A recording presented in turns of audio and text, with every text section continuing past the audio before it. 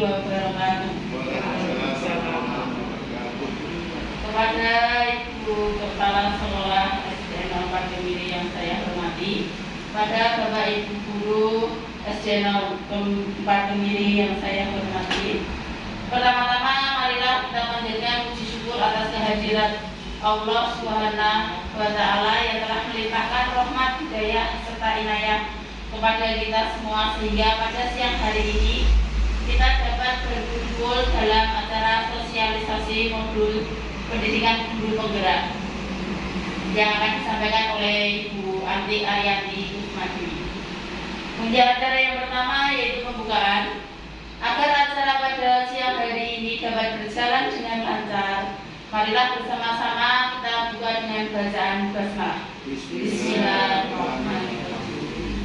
Kemudian acara yang kedua yaitu sambutan dari Kepala Sekolah kepada Bu Sri Amdamari SPD. Waktu dan tempat saya persilakan.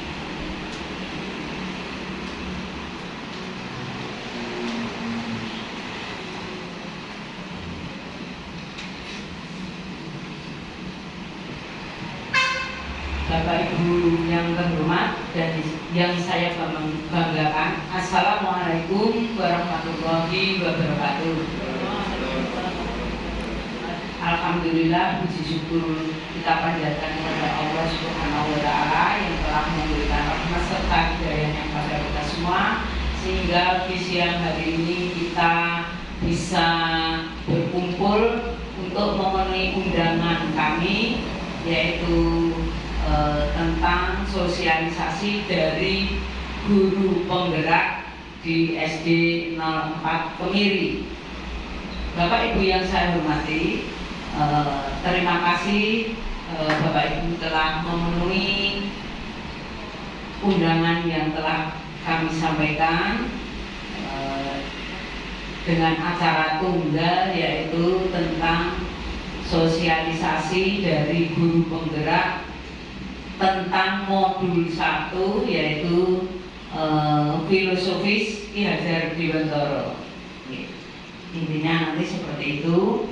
Marilah kita perhatikan, semoga dalam acara sosialisasi ini bisa berjalan lancar, dan semoga guru penggerak dari SD kita juga lancar dalam melaksanakan tugas.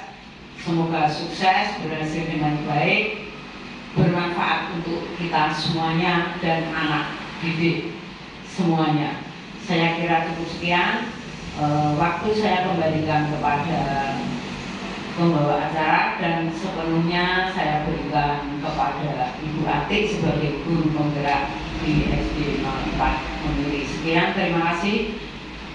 Wassalamualaikum warahmatullahi wabarakatuh.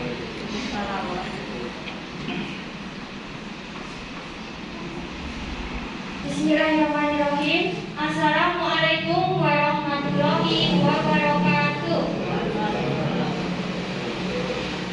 Yang terhormat Ibu Sri Andamari SPD sebagai Kepala Sekolah SDN 04 Kemiri, dan yang terhormat Bapak Ibu Guru SDN 04 Kemiri. Pertama-tama marilah kita panjatkan puji dan syukur kehadirat Allah Subhanahu wa Ta'ala yang telah memberikan rahmat serta hidayahnya, sehingga kita bisa berkumpul bersama di ruangan ini dengan keadaan yang sehat walafiat. Dan yang kedua, salam dan sholawat selalu kita curahkan kepada junjungan kita, teladan kita, Rasulullah Muhammad SAW. Semoga kita semua menjadi orang-orang yang mendapatkan syafaatnya kelak di hari akhir. Amin ya robbal alamin. Sebelumnya mohon maaf Bapak Ibu Guru, izinkan saya untuk sedikit berbagi ilmu yang sudah saya peroleh dari pendidikan guru penggerak. Kemudian langsung saja ya kita masuk ke modul 1. Modul 1 1.1 yaitu refleksi filosofi pendidikan Indonesia menurut Ki Hajar Dewantara. Bapak Ibu guru semua pasti tidak asing ya dengan tokoh Ki Hajar Dewantara, ya? Sudah tidak asing ya Bapak Ibu guru ya? Ya. Oleh karena itu saya ingin sedikit mengetahui pendapat dari Bapak Ibu guru mengenai Ki Hajar Dewantara, ya.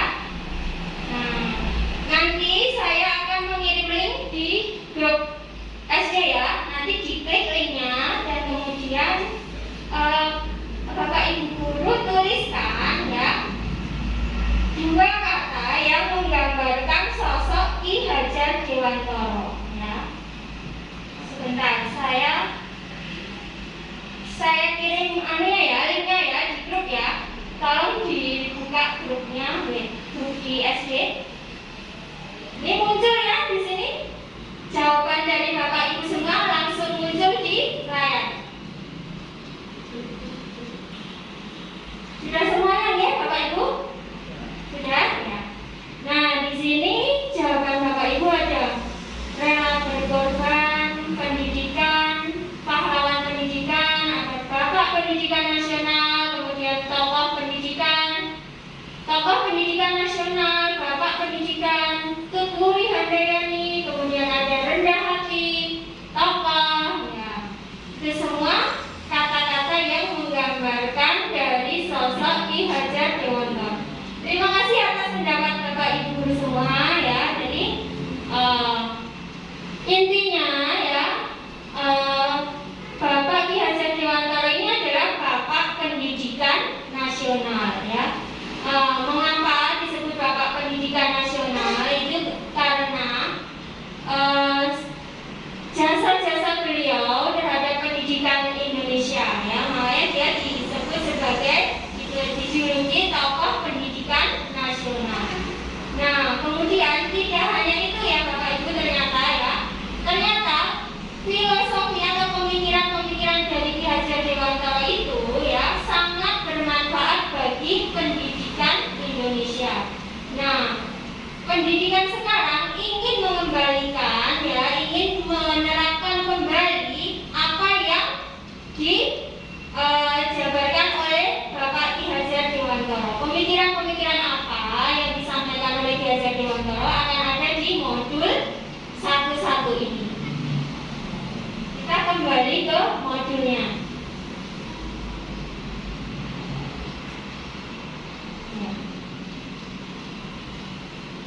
Nah, tadi modul 1 itu kan ada 4 ya Bapak Ibu ya. Modul 1 sampai 1/4. Tapi yang harus saya sampaikan ke Bapak Ibu, yang wajib disampaikan itu ya modul 1 dan 1/4.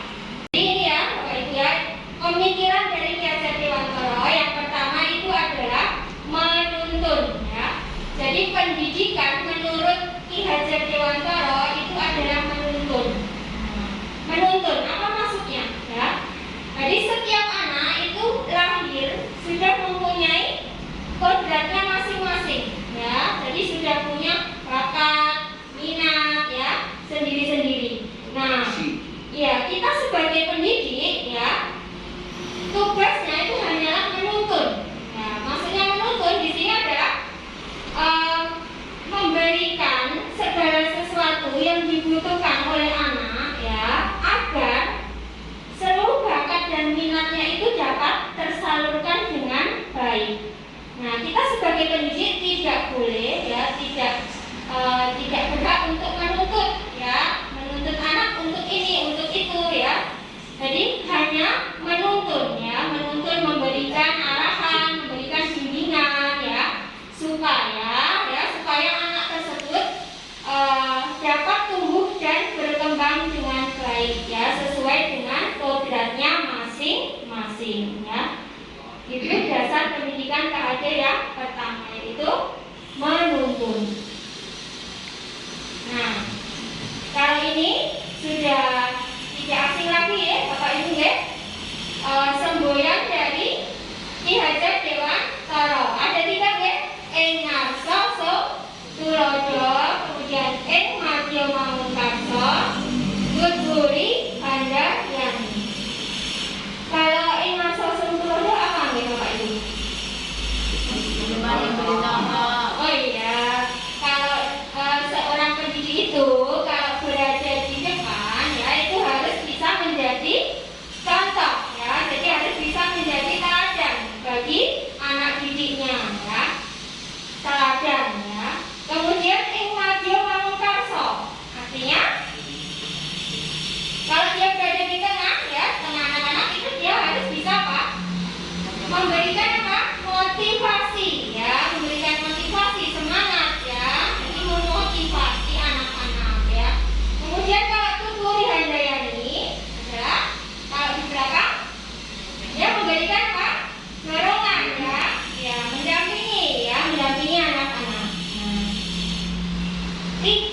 semboyan dari Gesek Dewantara itu ya disebut dengan patra triloka ya. Patra triloka itu sikap, patra itu sikap, tri tiga, loka kunci ya.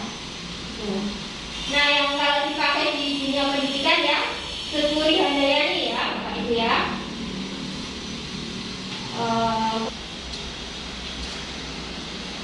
Kemudian selain merdeka, kodrat anak yang kedua itu adalah bermain. Nah, anak-anak itu pasti suka dengan permainan ya.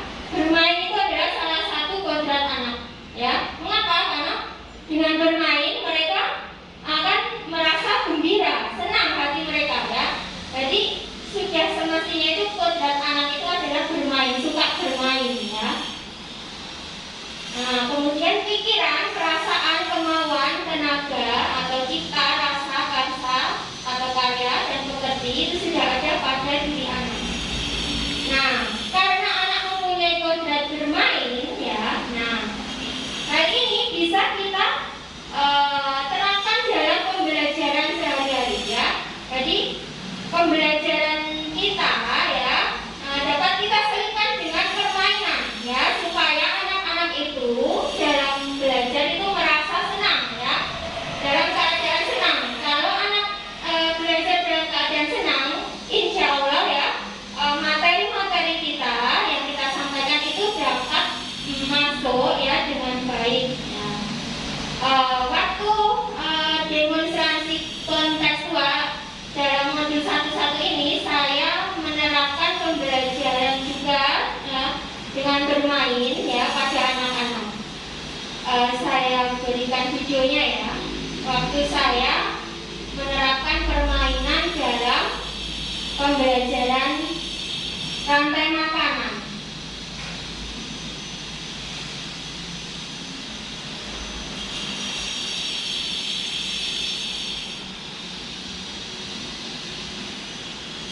Jadi setiap modul itu ya, peserta itu harus melakukan aksi nyata yang diterapkan di kelasnya masing-masing. Nah, ini yang modul 1.1.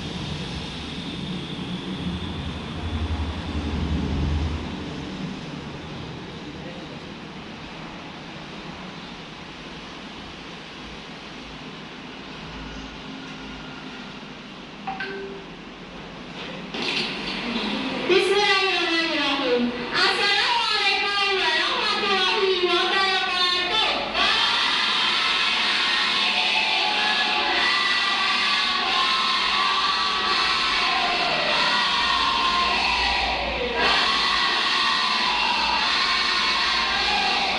Ya, hari ini kelas 5 SDN 0 Patimuri akan membawakan permainan ular-ularan sambil belajar rantai makanan. Sudah siap semuanya? Mana semuanya tuh? Mana semuanya tuh? Oke, 1, 2, 3.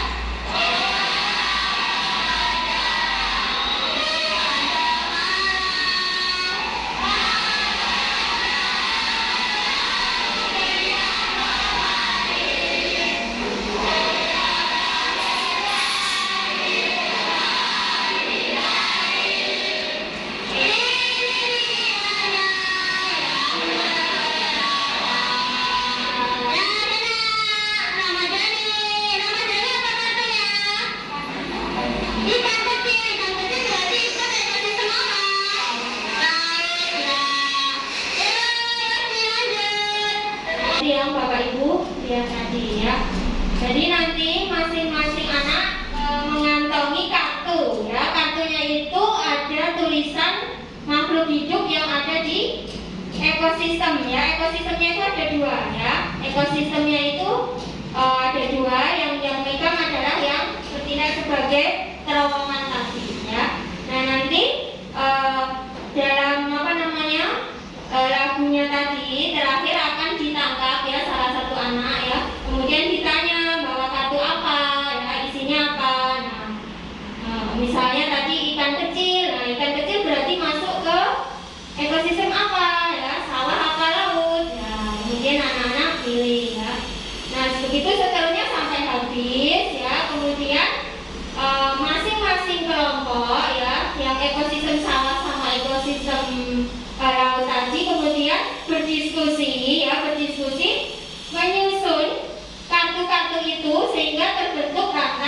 makanan. Misalkan yang laut ya, laut itu kan dimulai dari fitoplankton, kemudian zooplankton, ikan kecil, ikan besar, kemudian bakteri ya, seperti itu.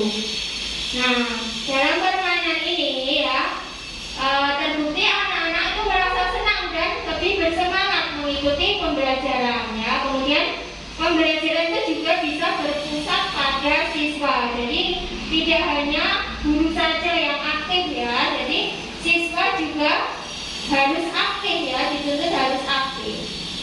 Nah, kemudian selain itu,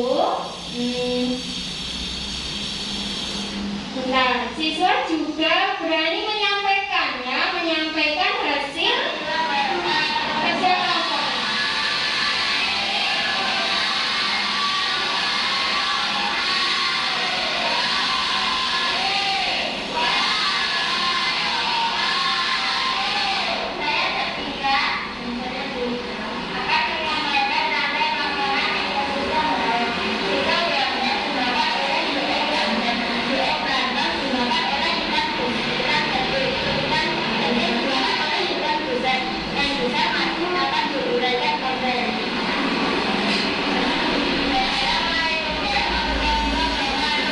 Ya, jadi anak-anak itu menjadi apa? Berani ya, berani menyampaikan hasil kerjanya. Yang biasanya itu kalau disuruh maju itu susah banget ya, harus ditunjuk ya. Tapi itu selama pembelajaran yang pakai permainan itu anak-anak berani ya, berani untuk maju menyampaikan hasil kerja kelompok. Itu ya Bapak Ibu ya. Pemikiran dari Ki Hajar Dewantara yang ketiga adalah pendidikan yang berpihak pada anak. Bebas dari segala ikatan, dengan suci hati mendekati sang anak, bukan untuk meminta sesuatu hak, melainkan untuk berhamba pada sang anak. Ki Hajar Dewantara 1922. Jadi pada intinya ya, kita sebagai pendidik itu ya, dalam menyampaikan pembelajaran itu harus selalu berpihak pada anak ya, harus berpihak pada anak. Nah, pendidikan yang paling utama itu adalah terletak pada kedua orang tua ya, ayah ibu ya.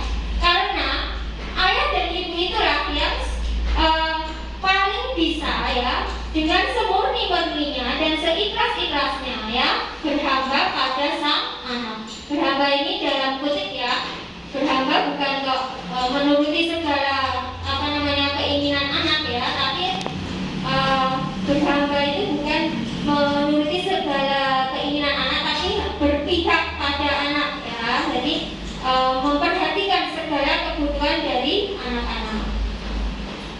Nah, pemikiran Ki Hajar Dewantara tentang berpihak pada anak ini ya, itu diinspirasi dari pengalamannya pribadi ya.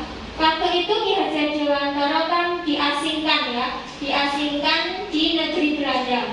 Nah, di negeri Belanda itu ya, Ki Hajar Dewantara itu bekerja sebagai wartawan ya, bekerja sebagai wartawan. Nah, ini di dalam bukunya ini ya. Ini saya baca ya. Jadi pemikiran tentang berhamba pada anak itu tercetus dari suatu penyesalan ya. Penyesalan yang pernah dirasakan oleh Suwardi. Suwardi itu kan nama aslinya dari Bapak Ki Hajar Dewantara ya, Suwardi Suryaningrat. Ya. Ketika menghadapi setumpuk pekerjaan yang belum terselesaikan, tangis Asti itu putranya yang pertama ya, yang tiada henti-hentinya dirasakan sebagai suatu hambatan yang mengganggu tugasnya ya. Jadi waktu Ki Hajar Dewantara menyelesaikan pekerjaannya itu, Asti anaknya itu menangis terus ya, menangis tak henti-hentinya. Nah, itu dianggapnya sebagai hambatan yang mengganggu tugasnya. Kemudian dengan serta-merta diseretnya anak itu keluar, dan tanpa berpikir panjang dibiarkannya Asti kecil menangis di balik hempasan pintu rumah. Nah, padahal Ki Hajar Dewantara itu kan berada di negeri Belanda ya waktu itu ya. Nah, waktu itu sedang musim salju ya. Ki Hajar Dewantara lupa ya, nggak ingat ya. Kalau dia sedang berada di negeri Belanda ya, salju yang berjatuhan di jendela tiba-tiba menyadarkan kekalutan pikirannya. Dia lari secepatnya, lalu dibukanya pintu dan mendapati Asti sudah tampak biru, menggigil, tersengal-sengal berurai air mata. Kemudian terucaplah kata kasih sepenuh hati. Kowe bakal dak mulyaake selawase, yang artinya selamanya engkau akan aku muliakan. Kemudian Tuhan mendengar kata-kata umatnya ini ya. Apa yang terjadi ya? Kemudian Asti itu dalam kehidupannya itu tidak pernah dapat mengurus dirinya ya. Jadi semuanya itu diurus oleh keluarganya ya, hingga akhir hidupnya ya. Maka pengalaman Suwardi inilah menjadi salah satu teori pendidikan dalam perguruan yang dicita-citakannya ya. Jadi pengalaman pribadi dari penyesalannya, pemikiran dari Ki Hajar Dewantara yang berpihak pada anak ini. Nah, ini adalah foto keluarga dari Ki Hajar Dewantara. Yang ditunjuk anak panah adalah Nyi Asti. Nah, itu tadi ya Bapak Ibu ya, dasar-dasar pendidikan dari Ki Hajar Dewantara ya. Tujuan dari pendidikan Ki Hajar Dewantara itu adalah selamat dan bahagia ya. Jadi tujuan utama itu adalah anak-anak itu mencapai keselamatan dan kebahagiaan setinggi-tingginya ya. Sudah selesai yang modul satu-satu, baru satu-satu ya Pak ya Bu. Ini karena saya itu tugasnya ada dua, yaitu 1.1 dan 1.4. Masih semangat ya Bapak Ibu? Tadi kan sudah makan. Supaya lebih semangat, ada tepuk ya, tepuk. Saya akan misalnya saya bilang selamat pagi, Bapak Ibu tepuk 1 ya. Selamat siang tepuk 2. Selamat sore tepuk 3. Nah, kalau selamat malam tepuknya setengah. Karena kan malam ya, takutnya mengganggu orang pada tidur ya. Selamat malam. Nah, latihan dulu ya. Pak Tony nggak tahu. Ya, ice breathing dulu Kak, biar nggak stres, biar nggak capek ya. Jadi kalau saya bilang selamat pagi ya, tepuknya berapa kali Bapak Ibu? 1 ya. Selamat siang 2 ya. Selamat sore 3. Selamat malam setengah, nggak bunyi ya, setengah. Siap? Siap semuanya ya? Ya. Selamat pagi. Selamat siang. Selamat sore. Selamat malam. Pagi, siang, pagi, malam. Belum fokus berarti ya, belum fokus. Malam berarti nggak bunyi ya. Ulangi lagi. Siang, pagi, malam. Ya. Sore, pagi, malam. Luar biasa. Tepuk tangan buat kita semua ya. Ya, semangat lagi ya. Biar mempercepat waktu, kita lanjutkan saja ya. Modul yang keempat yaitu 1.4 yaitu budaya positif. Disiplin diri membuat orang menggali potensinya menuju sebuah tujuan, apa yang dia hargai. Namun dalam budaya kita, makna kata disiplin telah berubah menjadi sesuatu yang dilakukan seseorang pada orang lain untuk mendapatkan kepatuhan. Nah, itu ya kalau dalam budaya kita ya. Jadi disiplin itu dihubungkan dengan kepatuhan. Kecenderungan umum adalah menghubungkan kata disiplin dengan ketidaknyamanan, bukan dengan apa yang kita hargai atau pencapaian suatu tujuan mulia ya. Jadi itu pemahaman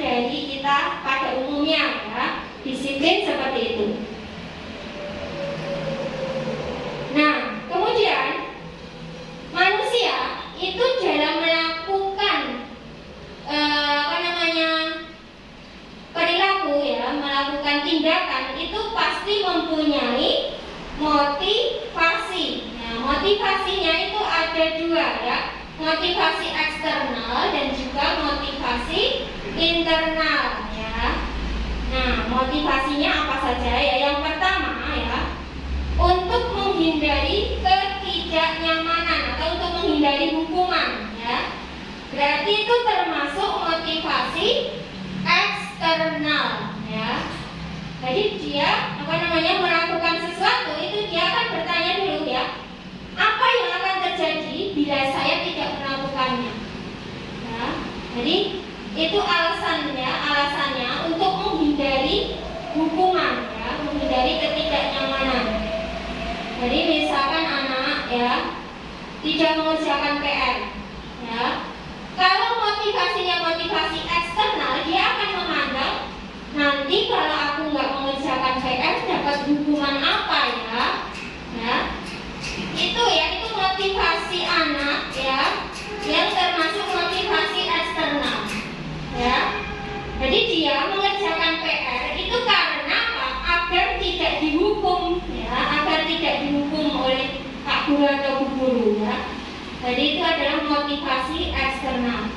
Kemudian motivasi eksternal yang kedua adalah untuk mendapatkan imbalan dari orang lain atau institusi. Nah, kalau dia melakukan sesuatu, dia akan bertanya dulu ya, apa yang akan saya dapatkan jika melakukannya? Ya, jadi yaitu mengharapkan imbalan ya. Jadi melakukan sesuatu itu mengharapkan imbalan ya. Jadi ada motivasi eksternalnya ya, eksternal dari luar ya. Jadi keinginannya itu dari luar motivasinya. Nah, yang ketiga ya, itu adalah motivasi internal, motivasi yang berasal dari dalam diri kita ya. Nah, tujuannya apa? Untuk menghargai diri sendiri, menjadi insan sesuai harapan kita ya. Dia akan bertanya ya, kalau melakukan sesuatu, dalam hatinya dia akan bertanya, saya akan menjadi orang seperti apa bila saya melakukannya ya. Jadi misalnya anak-anak tadi ya, kalau tadi kan nggak mengerjakan PR karena takut dihukum ya, biar nggak dihukum. Nah, tapi kalau anak-anak yang mempunyai motivasi internal ya, dia akan dalam hatinya ya, oh Bu Guru memberi PR itu tujuannya apa toh ya, biar saya belajar di rumah, biar saya bisa mengulang pelajaran yang diberikan Bu Guru tadi di sekolah ya, biar saya lebih paham ya, seperti itu. Jadi ada motivasi dari dalam dirinya ya, supaya apa? Supaya dia bisa menjadi insan atau manusia yang lebih baik ya, menghargai dirinya sendiri ya. Jadi motivasinya itu berasal dari dalam diri sendiri ya. Bisa membedakan ya Bapak Ibu ya. Jadi yang tadi kan motivasinya itu karena nggak mau dihukum ya, dari luar motivasinya ya.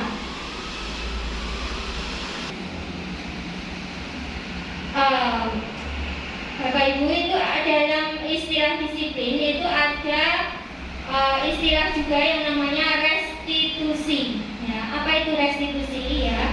Restitusi itu adalah proses menciptakan kondisi bagi murid untuk memperbaiki kesalahan mereka sehingga mereka bisa kembali pada kelompok mereka dengan karakter yang lebih kuat.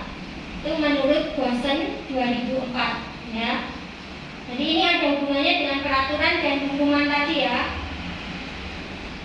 Nah, ada 9 ciri-ciri restitusi ya. Ini salah satu cara ya untuk menegakkan disiplin ya, menegakkan disiplin ya yang bisa diterapkan di sekolah atau di kelas ya. Restitusi ini ya. Ciri-cirinya yang pertama, bukan untuk menebus kesalahan, namun untuk belajar dari kesalahan. Tahapan-tahapan dari restitusi. Yang pertama itu adalah menstabilkan identitas. Yang kedua, validasi tindakan yang salah. Yang ketiga, menanyakan keyakinan. Kemudian kasus yang kedua itu adalah salah ya, pura-pura tidak mau melaksanakan piketnya. Ilustrasinya, saya mendapat laporan dari salah satu murid bahwa Salwa tidak mau melaksanakan tugas piket. Salwa sudah diperingatkan temannya, tapi malah marah dan bermain dengan teman lain. Kemudian pada jam istirahat saya memanggil Salwa dan kemudian mempraktekkan segitiga restitusi tadi.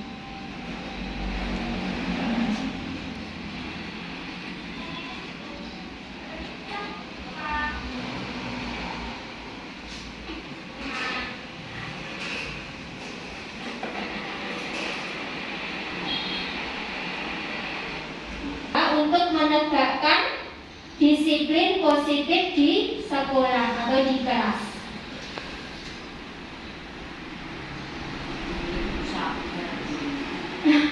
Iya, harus sabar. Nah, saya kira sampai di sini dulu, Bapak Ibu, sosialisasi berbagi ilmu dari saya ya. Mudah-mudahan apa yang saya sampaikan ini bisa bermanfaat bagi Bapak Ibu guru semua ya, dan Bapak Ibu guru semua juga bisa menerapkan di kelasnya masing-masing. Saya harap seperti itu ya, supaya pembelajaran kita lebih maju ya, sehingga anak didik kita juga lebih maju juga dalam belajarnya ya. Demikian dari saya, banyak kesalahan dan kekurangan. Saya mohon maaf yang sebesar-besarnya. Akhirul kalam, wassalamualaikum warahmatullahi wabarakatuh. Waktu saya kembalikan ke pembawa acara.